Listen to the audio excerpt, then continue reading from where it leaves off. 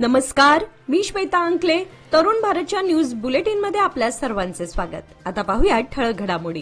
काँग्रेस नेते राहुल गांधी यांनी गुरुवार दिनांक 7 ऑगस्ट रोजी दिल्ली येथे बोलावण्यात आलेल्या पत्रकार परिषदेत निवडणूक आयोग आणि भारतीय जनता पक्षावर थेट मतचोरीचा गंभीर आरोप केला. त्यांनी देशातील विविध राज्यांमध्ये मतदार यादीमध्ये मोठ्या प्रमाणावर घोटाळा झाल्याचा दावा करत निवडणूक प्रक्रियेच्या पारदर्शकतेवर प्रश्नचिन्ह उपस्थित केले. राहुल गांधी म्हणाले की महाराष्ट्रात मागील 5 वर्षांच्या तुलनेत केवळ 5 महिन्यात मतदार नोंदणीमध्ये प्रचंड वाढ झाली आहे. काही विधानसभा क्षेत्रांमध्ये तर मतदारांची संख्या संबंधित भागाच्या एकूण लोकसंख्येपेक्षा जास्त आहे. हे कसे शक्य आहे?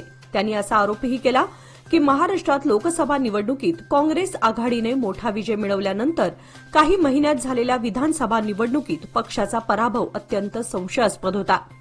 राहुल गांधींच्या या आरोपानंतर राजकीय वर्तुळात खळबळ उडाली आहे. भाजपकडून यावर तीव्र प्रतिक्रिया देण्याची शक्यता आहे, तर निवडणूक आयोगाकडून यावर स्पष्टीकरण दिलं जाणं अपेक्षित आहे. काँग्रेसकडून आता या प्रकरणी अधिक तपशीलवार माहिती लवकरच सादर केली जाणार असून राहुल गांधी यांनी याची सखोल चौकशी करण्याची मागणी केली आहे. या घडामोडींमुळे आगामी निवडणुकांच्या पार्श्वभूमीवर निवडणूक प्रक्रियेच्या पारदर्शकतेचा मुद्दा केंद्रस्थानी येण्याची शक्यता आहे. सुमारे 6 वर्षांपूर्वी ह्यूस्टनमध्ये हाऊडी मोदी कार्यक्रमामध्ये अमेरिकेचे तत्कालीन अध्यक्ष डोनाल्ड ट्रम्प आणि भारताचे पंतप्रधान नरेंद्र मोदी यांनी ऐक्य आणि सहकार्याचा संदेश दिला होता. मात्र आता ही मैत्री अतीताचा भाग वाटू लागली आहे. ट्रम्प यांच्या दुसऱ्या कार्यकाळात भारत अमेरिका संबंध पुन्हा तणावाच्या छायेत आले आहेत. मागील आठवड्यामध्ये ट्रम्प प्रशासनाने भारतातून आयात होणाऱ्या वस्तूंवर 25% अतिरिक्त टॅरिफ लागू केल्यानंतर त्यात आणखी वाढ करत ते 50% नेण्यात आले आहे. व्हाईट हाऊसमधील पत्रकार परिषदेत ट्रम्प यांनी स्पष्ट केलं की टॅरिफचा मुद्दा सुटल्याशिवाय भारतासोबत व्यापार करारावर कोणतीही चर्चा होणार नाही. या नव्या कार्यकारी आदेशानुसार वाढीव कर 21 दिवसांनंतर लागू होणार आहे. तज्ज्ञांच्या मते या निर्णयामुळे दोन्ही देशातील व्यापारी संबंध अधिक तणावपूर्ण होण्याची शक्यता असून उद्योग आणि आयात निर्यात क्षेत्रांवर त्याचा प्रतिकूल परिणाम होऊ शकतो. शहरातील रस्त्यांवर मोकाट फिरणाऱ्या गायींच्या समस्येकडे त्यांच्या मालकांचे दुर्लक्ष होत असल्याचा निषेध करत श्रीराम सेना हिंदुस्थान बेळगाव ग्रामीणने प्रशासनाकडे त्वरित कारवाईची मागणी केली आहे. श्रीराम सेना बेळगाव तालुका प्रमुख भरत पाटील आणि त्यांच्या सहकाऱ्यांनी आज शुक्रवारी पोलीस आयुक्त भूषण बोरसे यांची भेट घेऊन याबाबत निवेदन सादर केले. निवेदनामध्ये म्हटले आहे की प्रशासनाने या गोमातांची योग्य ती काळजी घेऊन त्यांना गोशाळेमध्ये पाठवावे, अन्यथा श्रीराम सेनेला हे काम करण्यासाठी भाग पाडेल असा इशारा त्यांनी दिला. पोलीस आयुक्त बोरसे यांनी निवेदन स्वीकारून या समस्येवर योग्य ती कार्यवाही करण्याचे आश्वासन दिले. अलीकडेच बेळगाव शहरातील रस्त्यांवर मोकाट फिरणाऱ्या गायींची संख्या लक्षणीय वाढली असून त्यामुळे नागरिकांच्या सुरक्षेला धोका निर्माण होत आहे.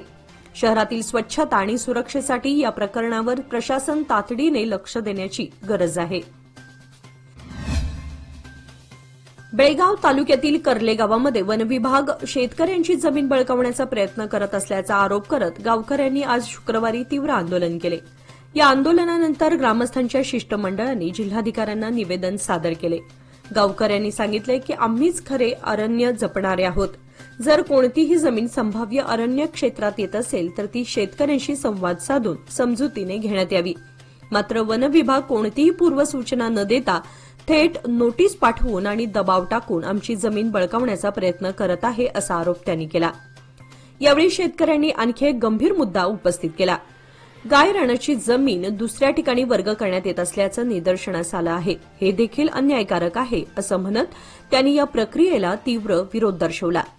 कर्ले गावातील शेतकऱ्यांवर अन्याय होऊ देणार नाही. आमच्यावर दबाव टाकणं त्वरित थांबवावं आणि आमच्या जमिनीवर अरण्य खात्याचा कोणताही दावा आम्ही मान्य करणार नाही असा स्पष्ट इशारा ग्रामस्थांनी दिलेल्या निवेदनात दिला आहे.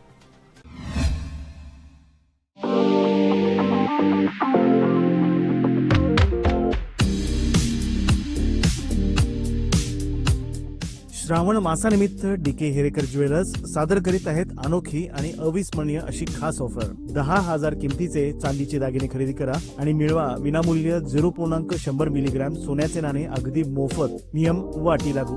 या सुवर्णसंधीचा लाभ घेण्यासाठी आजच संपर्क साधा. पत्ता डीके हेरेकर ज्वेलर्स, श्री विठ्ठल भवन, संयुक्त महाराष्ट्र चौकाजवळ, खडे बाजार, बेळगाव. तसेच तेली पाटील गल्ली, शहापूर, बेळगाव.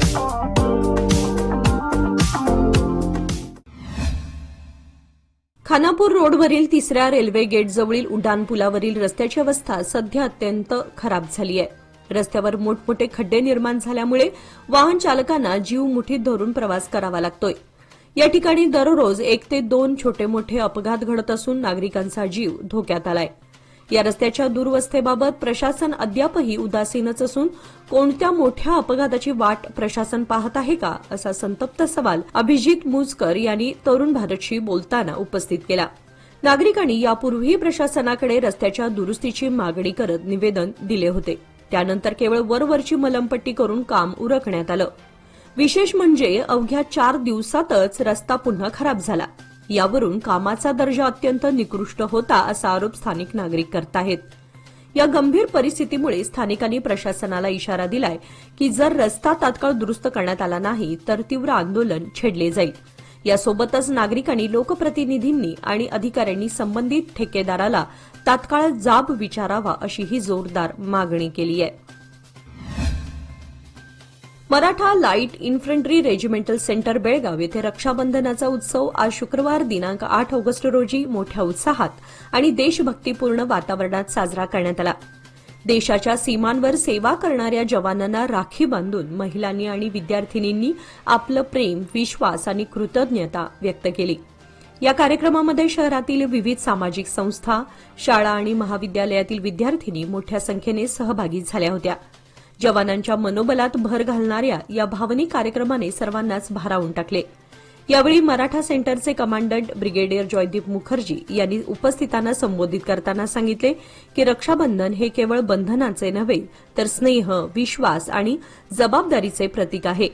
देशसेवेतील जवानांसाठी हे औचित्य विशेष महत्वाचं आहे. कार्यक्रमात बंधुत्व, राष्ट्रप्रेम आणि समाज सहभाग यांचा सुंदर संगम पाहायला मिळाला. उपस्थित सर्वांनी एकाच भावनेने देशाच्या रक्षणासाठी आम्ही नेहमी आपल्या सैनिकांच्या पाठीशी आहोत हा संदेश दिला. बेळगाव उत्तर मतदारसंघातील नागरी सुविधांमध्ये सुधारणा करत आमदार आसिफ सेठ यांनी सदाशिवनगर व जालगार गल्ली येथे विविध विकास कामांचे उद्घाटन केले. सदाशिवनगरमधील स्मशानभूमीजवळ नव्या रस्त्याचे व आधुनिक गटार व्यवस्थेच्या कामाचा शुभारंभ करण्यात आला. वर्षानुवर्षे खराब रस्ते व अपुरी नाली व्यवस्था ही या भागातील मोठी समस्या होती, जी आता मार्गी लागणार आहे. या कामांमुळे परिसरातील पाणी साचण्याची समस्या दूर होऊन नागरिकांचे आरोग्य व दैनंदिन जीवनमान सुधारण्यास मदत होणार आहे. यानंतर आमदार सेठ यांनी जालगार गल्ली येथे नव्याने बसवण्यात आलेल्या बोरवेलचं उद्घाटन केले. या भागातील दीर्घकालीन पाण्याच्या टंचाईवर तोडगा म्हणून हा बोरवेल उपयोगी ठरणार आहे. वाढत्या मागणीच्या पार्श्वभूमीवर नागरिकांनी या उपक्रमाचं स्वागत करत आमदार व नगरसेवकांचे आभार मानले. यावेळी बोलताना आमदार सेठ म्हणाले की प्रत्येक क्षेत्राच्या गरजा लक्षात घेऊन आम्ही रस्ते, पाणी, गटार आणि स्वच्छता यावर प्राधान्याने काम करत आहोत. जनतेचा विश्वास टिकवण्यासाठी थेट परिणामकारक कामे हाच आमचा उद्देश आहे. आज शुक्रवार दिनांक 8 ऑगस्ट रोजी सकाळी बेळगावहून राकसकोप गावच्या दिशेने जात असलेल्या परिवहन बसचा उचगाव क्रॉसजवळ अपघात झाला. बस चालकाचं वाहनावरील नियंत्रण सुटल्यानं बस थेट रस्त्यालगत असलेल्या झाडावर आदळली. या घटनेमध्ये 2 शालेय विद्यार्थी किरकोळ जखमी झाले असून इतर प्रवाशांना सौम्य दुखापत झाली आहे. मात्र सुदैवाने मोठी जीवितहानी टळली. अपघातामुळे काही काळ या मार्गावरील वाहतूक विस्कळीत झाली होती. सदर अपघातात बसच्या दर्शनी भागाचं पूर्णपणे नुकसान झालं असून स्थानिक नागरिकांनी मदतीस धाव घेत जखमींना तातडीने उपचारासाठी जिल्हा रुग्णालयात हलवलं. अधिकाऱ्यांनी घटनास्थळी पाहणी करून पुढील कारवाई सुरू केली आहे. प्रधानमंत्री विकसित भारत रोजगार योजनेच्या अनुषंगाने उद्यमबाग येथील Belgaum district small scale industries association आणि कर्मचारी भविष्य निर्वाह निधी संस्था यांच्या संयुक्त विद्यमाने आज विशेष कार्यक्रमाचे आयोजन करण्यात आले. या योजनेचा उद्देश देशभरात रोजगार निर्मिती, कामगारांची सामाजिक सुरक्षा आणि रोजगार क्षमता वाढवणे हा आहे. योजनेसाठी केंद्र सरकारने 13,946 कोटींचा निधी मंजूर केला असून पुढील 2 वर्षात 3.5 कोटी रोजगार निर्मितीचे लक्ष्य आहे. कार्यक्रमामध्ये प्रमुख पाहुणे म्हणून ईपीएफओ आणि आयएएमएम लघु उद्योग भारतीचे माजी अध्यक्ष सचिन सबनीस, ईपीएफओ हबळीचे आरपीएफसी वनचे रामकेश मिश्रा, जिल्हा उद्योग केंद्र बेळगावचे सहसंचालक सत्यनारायण भट, उपश्रम आयुक्त नागेश डीसी, जिल्हा रोजगार अधिकारी गुरुपदैया हिरेमठ तसेच ईपीएफओ बेळगावचे ईओ डीओ महेश जिंदे हे उपस्थित होते. उपस्थित मान्यवरांनी योजनेच्या लाभांविषयी सविस्तर माहिती दिली. महादाई नदीच्या जलवाटपाच्या वादावरून गोवा आणि कर्नाटक यांच्यात तणाव वाढत असताना कर्नाटक सरकार अधिक आत्मविश्वासाने आणि आक्रमकपणे पाणी वळवण्याच्या कामाला लागल्याचे चित्र दिसत आहे. याबाबत विरोधी पक्षनेते युरी आलेमाव यांनी राज्य सरकारवर निष्क्रियतेचा आरोप केलाय. कर्नाटकने महादाईचे पाणी वळवण्यासाठी भूगर्भात बांधकाम सुरू केलं आहे. त्यांनी यामध्ये आक्रमक पावले उचलली असताना आपले सरकार मात्र केवळ कायदेशीर कारवाईपुरतेच मर्यादित आहे असे त्यांनी सांगितले. लेमाव यांनी सरकारने केवळ कायदेशीर लढ्यापुरते न थांबता महादाई नदीच्या संरक्षणासाठी ठोस कृती योजना जाहीर करण्याची मागणी केली. बेळगावमधील नागरिक पर्यावरण वाचवण्यासाठी एकत्र येत आहेत, तर गोवा सरकार मात्र या प्रश्नावर शांत आहे असा आरोपही त्यांनी केला. बेळगाव उत्तर मतदारसंघातील पायाभूत सुविधांमध्ये सुधारणा करण्याच्या उद्देशाने आमदार आसिफ सेठ यांनी मंगळवारी रामनगर आणि अशोकनगरमध्ये 2 महत्वपूर्ण जनहित प्रकल्पांचे उद्घाटन केले. रामनगरमध्ये सार्वजनिक शौचालय बांधकाम प्रकल्पाची सुरुवात करण्यात आली असून ही सुविधा विशेषतः महिला व ज्येष्ठ नागरिकांसाठी उपयुक्त ठरणार आहे. नागरिकांच्या सातत्याने होत असलेल्या मागणीनंतर हा प्रकल्प हाती घेण्यात आला. याप्रसंगी आमदार सेठ यांनी स्वच्छता आणि सार्वजनिक आरोग्याला प्राधान्य देण्याची भूमिका मांडली. प्रत्येक प्रभागात शौचालय सुविधा पोहोचवणं हे आमचं उद्दिष्ट आहे असे त्यांनी सांगितलं. यानंतर अशोकनगरमध्ये नवीन गटार ड्रेनेज प्रकल्पाचं उद्घाटन करण्यात आले. या भागामध्ये जुनी व अकार्यक्षम गटार यंत्रणा ही प्रमुख समस्या होती. नवीन प्रकल्पाद्वारे सांडपाण्याचा प्रवाह सुरळीत होणार असून पावसाळ्यातील जलसाच्यावरही नियंत्रण येणार आहे. स्थानिक नागरिकांनी या कामांचे स्वागत करत आमदारांचे आभार मानले. जनावरांच्या बाजारात कायदेशीररित्या गायी म्हशी वाहतूक करताना श्रीराम सेना, विश्व हिंदू परिषद आणि बजरंग दलकडून विनाकारण त्रास दिला जात असल्याचा गंभीर आरोप करत कसाब करोशी जमात चॅरिटेबल असोसिएशननी आज शुक्रवारी जिल्हाधिकाऱ्यांना निवेदनाद्वारे व्यक्त केला. शेतकरी जे भाड्याने वाहन घेऊन आपली जनावरे विक्रीसाठी बाजारात नेत असतात त्यांच्यावर या संघटनांच्या कार्यकर्त्यांकडून गायींची वाहतूक करण्याचा आरोप करून पोलिसांना बोलावून गैरसोय केली जाते अशी तक्रार या निवेदनात करण्यात आली आहे. यामुळे शेतकऱ्यांना वेळेचा अपव्यय होतो तसेच पोलीस आणि स्थानिक प्रशासनावर अनावश्यक दबाव वाढतो. कसाब करोशी जमातने या संघटनांवर बंदी घालावी व त्याद्वारे चालत असलेली दडपशाही थांबवावी अशी मागणी केली आहे. त्यांनी प्रशासनाकडून तत्पर आणि प्रभावी कारवाईची अपेक्षा व्यक्त केली आहे. या मान्सूनमध्ये मिळवा सुरक्षित साथ, कमी कालावधीत उत्तम व्याज. सादर आहे लोक मान्सून ठेव योजना. मिळवा 500 दिवसांच्या ठेवीवर 10.25% व्याज. ज्येष्ठ नागरिकांसाठी 0.50% अधिक व्याज. अधिक माहितीसाठी आमच्या नजीकच्या शाखेला भेट द्या किंवा कॉल करा 1800-212-4050. लोकमान्य, प्रत्येक पावलावर तुमच्या सोबत. योजना फक्त सभासदांकरिता, नियम व अटी लागू. महाराष्ट्र एकीकरण युवा समिती सीमाभागचे अध्यक्ष शुभम शेळके यांना माळ मारुती पोलीस निरीक्षकांच्या तक्रारीवरून बेळगाव कायदा व सुव्यवस्था विभागाचे पोलीस उपायुक्तांनी हद्दपारीची नोटीस बजावली होती. सदर नोटीसीची सुनावणी न्याय दंडाधिकारी आणि नव्याने रुजू झालेले कायदा व सुव्यवस्थेचे पोलीस उपायुक्त नारायण भरमणी यांच्यासमोर आज 8 ऑगस्ट रोजी पार पडली. सुनावणी दरम्यान न्याय दंडाधिकाऱ्यांनी शुभम शेळके आणि माळ मारुती पोलीस स्थानकाचे निरीक्षक यांना हजर राहण्यास सांगितले होते. यावेळी शुभम शेळके यांनी आपले वकील महेश बिरजे यांच्या माध्यमातून आपली बाजू मांडली. मात्र माळ मारुती पोलीस स्थानकाचे निरीक्षक अनुपस्थित राहिल्यामुळे सुनावणी पुढे ढकलण्यात आली. सुनावणी दरम्यान समितीचे कार्याध्यक्ष धनंजय पाटील, सरचिटणीस मनोहर हुंद्रे, नेते महादेव पाटील तसेच वकील वैभव कुटरे उपस्थित होते. खानापूर रोडवरील फाउंड्री क्लस्टरजवळ रस्त्यावर मोठं भगदाड पडल्यानं नागरिक आणि कामगारांच्या सुरक्षिततेचा गंभीर प्रश्न निर्माण झालाय. दररोज हजारो वाहने या मार्गावरून ये जा करतात. त्यामुळे हा रस्ता अत्यंत धोकादायक बनला असून प्रवाशांना जीव मुठीत धरून प्रवास करावा लागतो.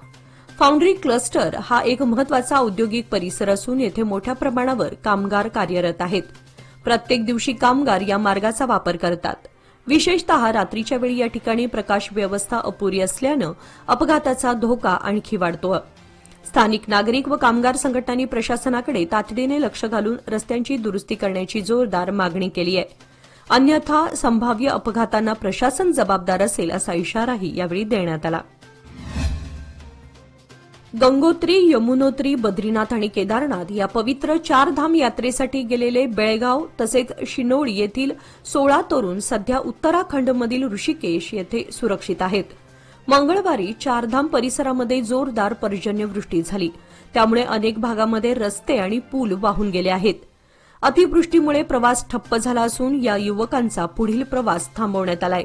हे सर्वजण पावसाच्या पार्श्वभूमीवर ऋषिकेश येथेच थांबले असून स्थानिक प्रशासनाने खबरदारीचा उपाय म्हणून पुढील मार्गावर जाण्यास अद्याप परवानगी दिलेली नाही. कुटुंबियांनी दिलेल्या माहितीनुसार सर्व तरुण सुरक्षित असून परिस्थिती स्थिर होताच त्यांचा पुढील प्रवास सुरू केला जाईल.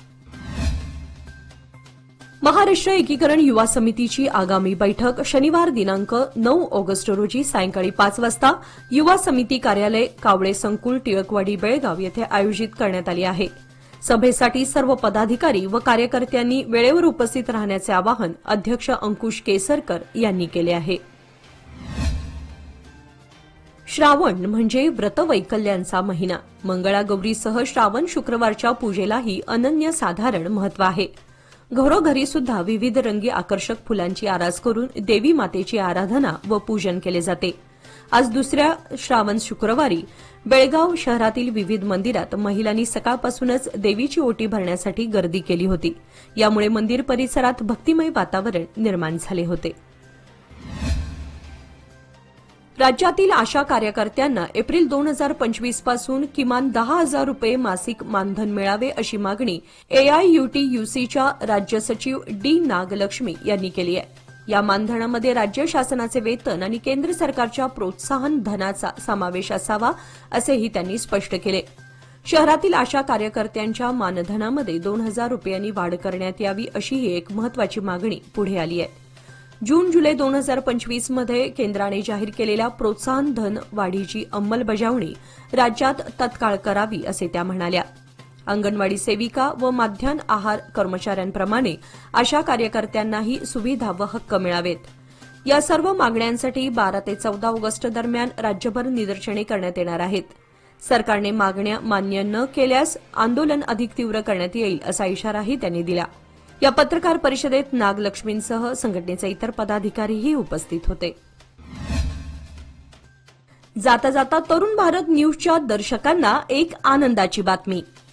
कधी वेणुग्राम म्हणून ओळखलं जाणारं निसर्गरम्य आणि सांस्कृतिकदृष्ट्या समृद्ध असलेलं बेळगाव शहर आज महाराष्ट्र व कर्नाटकात एक महत्वाचं ठिकाण मानलं जातं. वेणू म्हणजे बांबू आणि याच परिसरात पूर्वी मोठ्या प्रमाणात बांबूची झाडं आढळत असल्यानं या शहराला वेणुग्राम असं नाव प्राप्त झालं. कालांतराने वेणूचं बेळ झालं आणि त्यातून आजचं बेळगाव शहर आकारास आलं. शहराच्या विकासात इथे निर्माण झालेल्या विविध पारंपरिक गल्ल्यांचा मोठा वाटा राहिला आहे. या गल्ल्यांनी केवळ वस्तीचा विस्तार केला नाही तर सामाजिक सांस्कृतिक मूल्यांची जपणूकही केली आहे. या ऐतिहासिक व सांस्कृतिक वारशाला उजाळा देण्यासाठी माझं वेणुग्राम ही विशेष व्हिडिओ मालिका तरुण भारत न्यूजच्या वतीने सुरू करण्यात येत आहे. या मालिकेतील पहिला भाग चव्हाट गल्लीवर आधारित असून तो उद्या शनिवार दिनांक 9 ऑगस्ट रोजी सकाळी तरुण भारत न्यूजच्या युट्यूब चॅनलवर प्रदर्शित होणार आहे. चव्हाट गल्लीच्या जडणघडणीपासून ते आजवरच्या बदलांचा अभ्यासपूर्ण मागोवा या व्हिडिओतून घेतला जाणार आहे. शहरातील सांस्कृतिक ठेवा जपणाऱ्या या गल्ल्यांच्या कहाण्या तरुण भारतच्या प्रेक्षकांसमोर सादर केल्या जातील.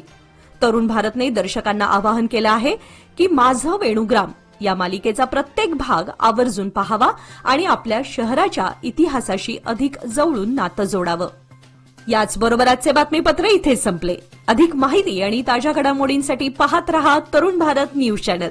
तसेच आमच्या चॅनलला लाईक, शेअर आणि सबस्क्राईब करायला विसरू नका. आणि विश्वासार्ह बातम्यांसाठी दररोज वाचा दैनिक तरुण भारत. धन्यवाद.